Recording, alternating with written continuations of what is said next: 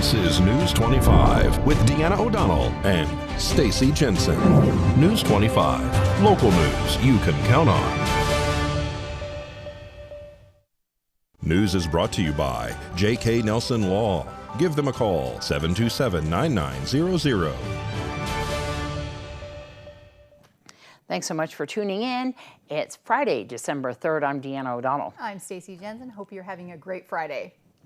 Well, 3 people accused of murdering Roy Jaggers were in Judge Kim Wonker's courtroom today for a status check.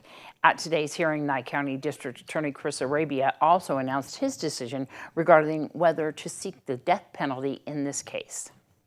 Brad Main, Kevin Dent, and Heather Pate are accused of the torture and murder of 27-year-old Roy Jaggers before dumping his body over a cliff in Cathedral Canyon near the Front Sight Firearms Training Institute south of Pahrump. The trio pled not guilty, and the case is set to begin trial in August 2022. Defense attorneys Jason Ernest and Nadine Morton were present in the courtroom today. Attorney Tom Gibson attended the court proceedings via video monitor from home on Skype after testing positive for COVID. Also attending the court proceedings today were Chief Deputy District Attorney Kirk Vitto and District Attorney Chris Arabia. Judge Wonker discussed the financial aspects of the trial once again, following a statement made by Attorney Jason Ernest, who said he contacted the Division of Defense this week to inquire about funding for the defense in this case. The judge previously stated that this murder trial may cost upwards of $1 million. The big question answered today was whether the DA's office was going to seek the death penalty against the defendants. DA Chris Arabia told the judge, after careful consideration and speaking with Jaggers' family, he will not ask for the death penalty. Arabia says with the death penalty in play, the case would likely drag on for years, which could take an emotional toll on the victim's family. He says the cost involved and the fact that the state of Nevada has not carried out an execution since 2006 also played a part in his decision. These defendants are not going to be executed even if they're sentenced to death. The last one in Nevada was 2006. There are about 64 people on death row in Nevada. A quarter of them have been on death row for 30 years or more. And the law is very likely to change. It almost changed at this most recent legislature to outlaw the death penalty. It came very close.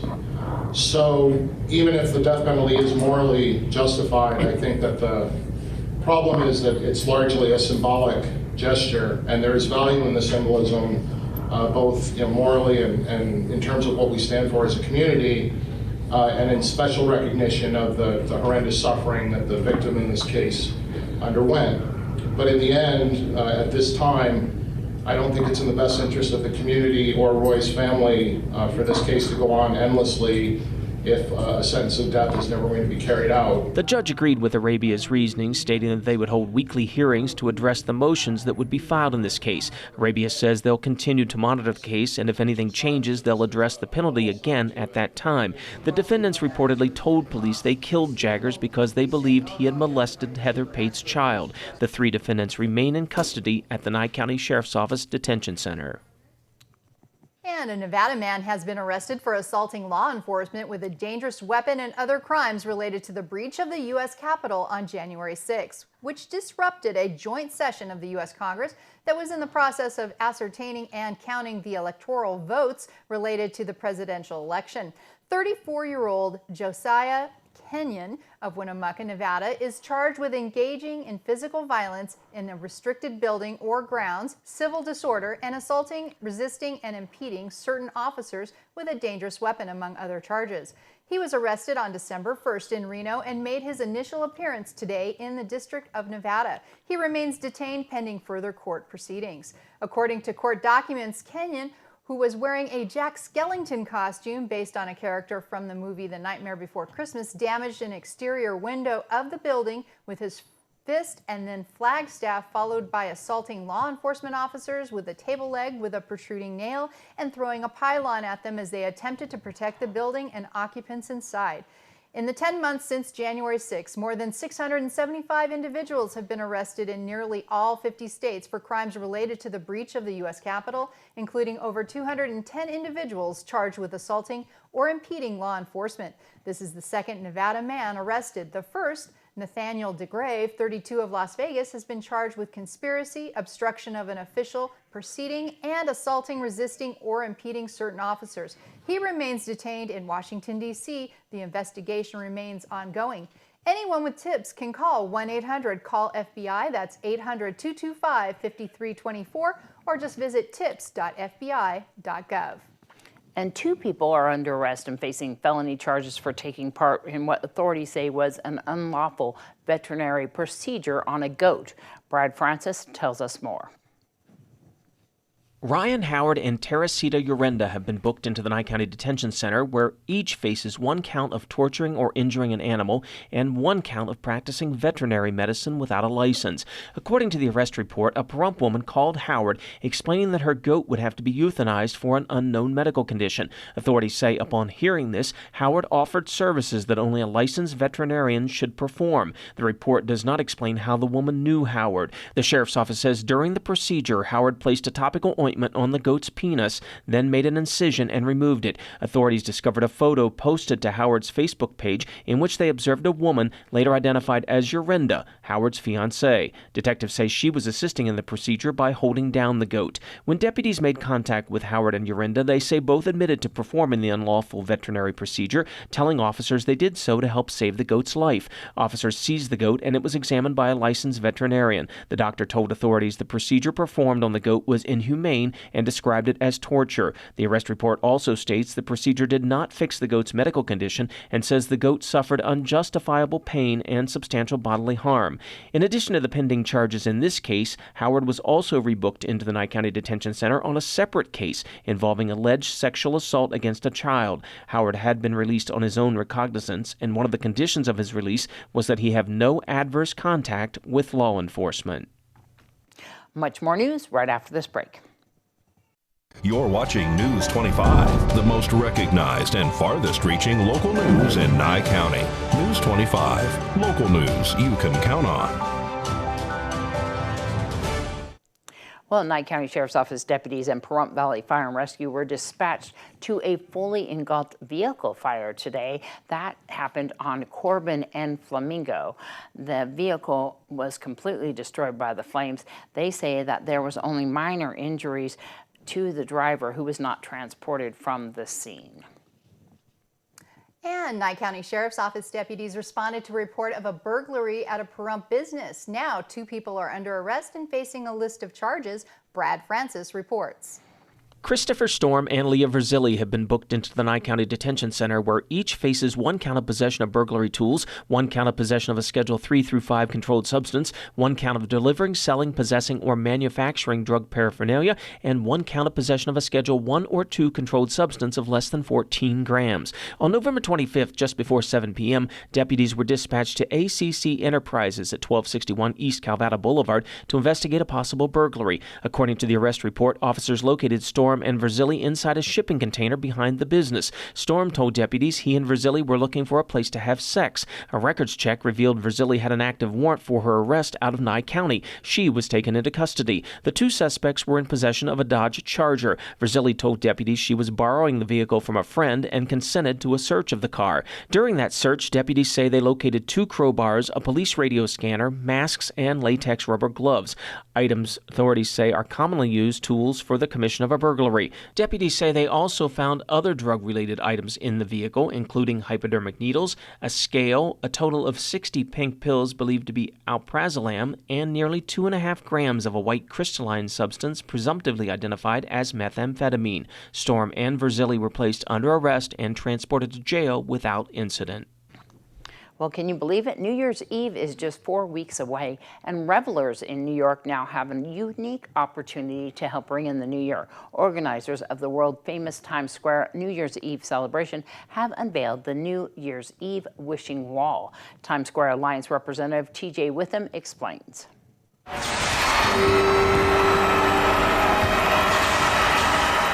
New Year's Eve 2022 is officially kicked off here in Times Square with our Confetti wishing wall. We're inviting New Yorkers and visitors from all over the world now to write their wish for 2022 on a piece of official Times Square New Year's Eve confetti that will float down at midnight as the ball drops and we welcome in 2022. The wishing wall is in the heart of Times Square, likely at 46th and 7th.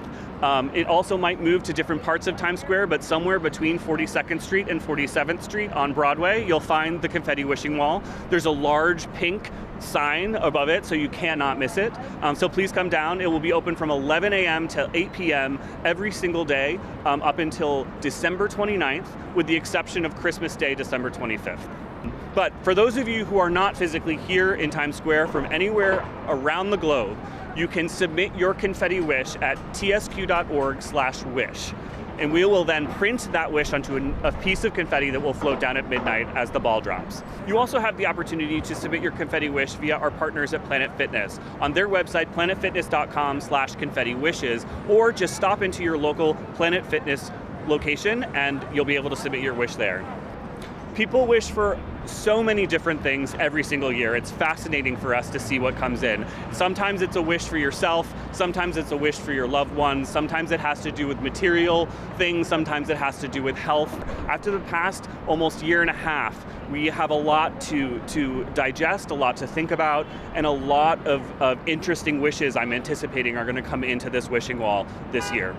And for those of you who are able to come to make your wish here at the Confetti Wishing Wall, we have available early the Planet Fitness official Times Square New Year's Eve hats. These will be handed out to all of the revelers that come here to Times Square, and they'll get to wear them, but you'll get a chance to see it up close and personal and maybe get yourself your own. Well, attention ladies, if you need a reason to get motivated for work, just know it's actually great for your brain. A recent study shows women who work tend to have better memory later in life. I think it's surprising because we know that things like education can boost our thinking as we age, or cognitive activity can boost our thinking as we age. But this study shows that even beyond education level, something about work is really good for women's brains. More than 6,000 women between the ages of 16 and 55 participated in the study. They were followed for an average of 12 years and had their memory tested every 2. Results show after the age of 60, memory decline was 50% greater among women who did not work.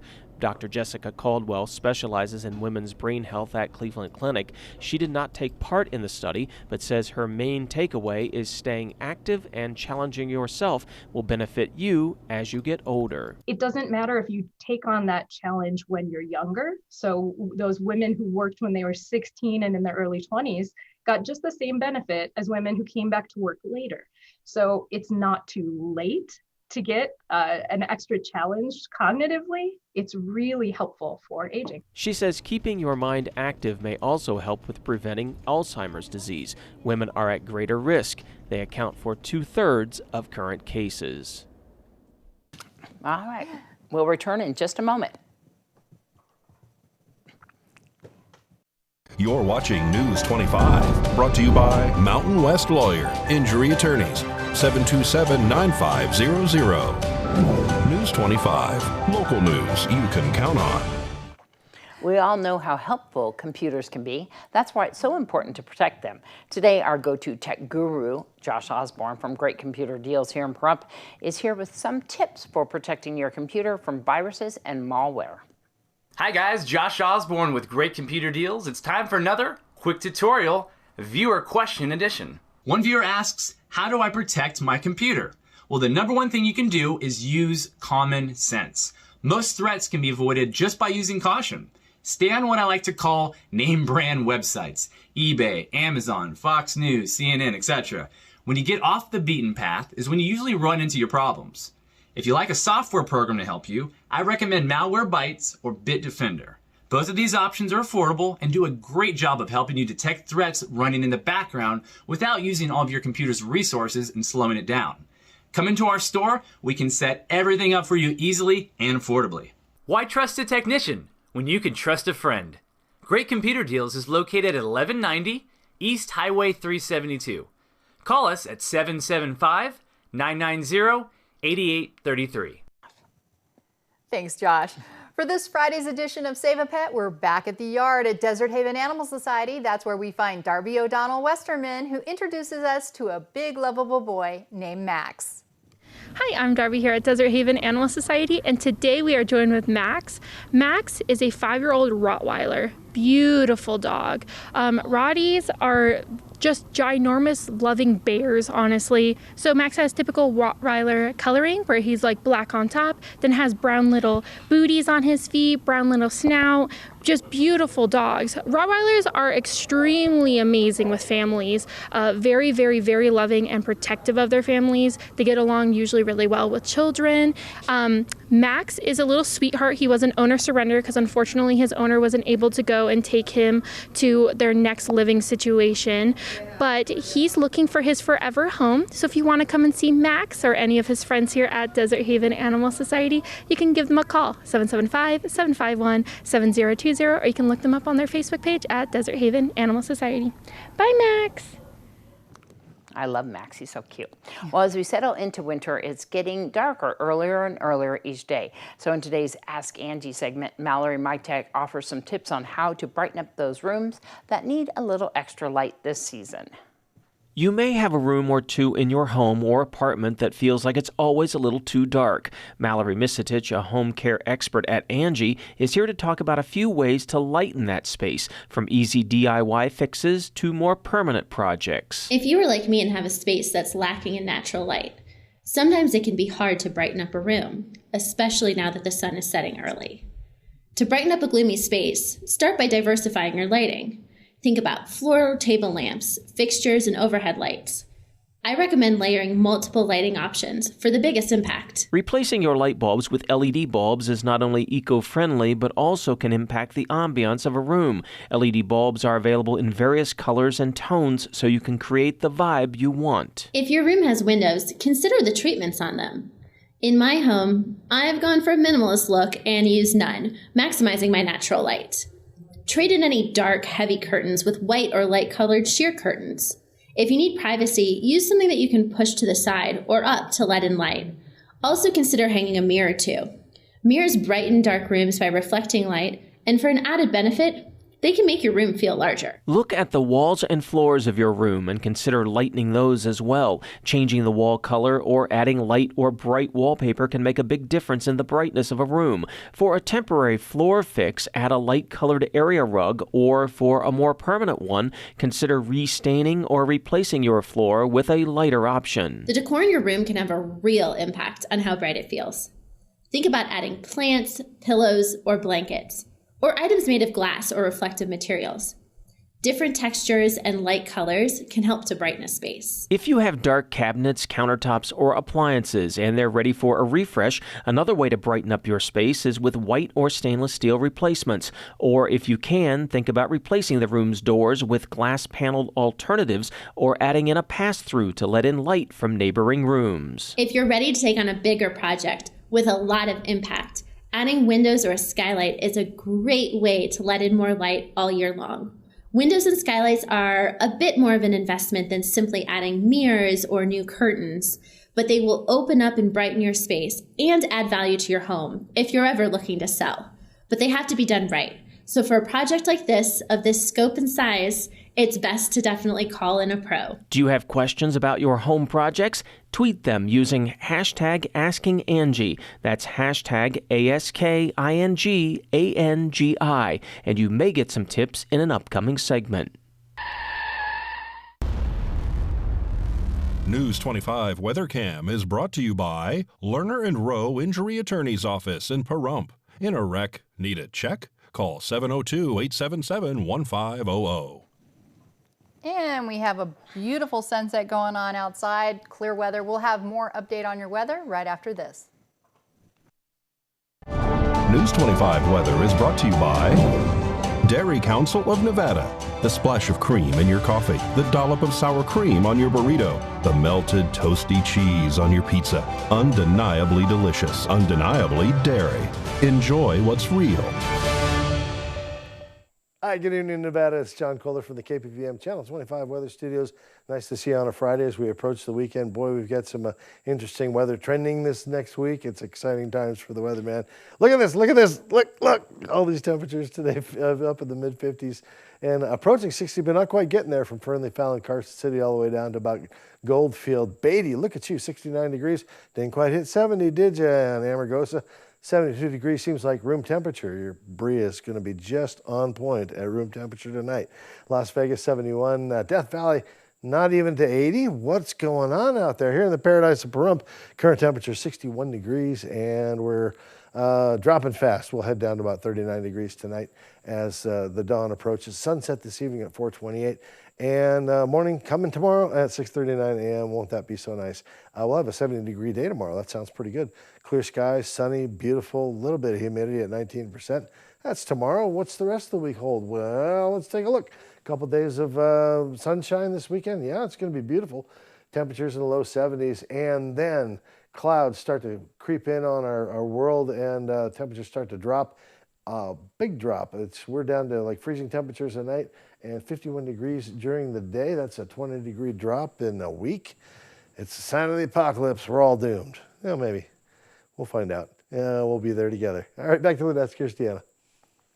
Thanks so much, John. Well, we know that everybody was waiting to see what kittens that Unette picked out when we surprised her yesterday with that basket from Desert Haven Animal Society. So we had 7 kittens, and she picked 2.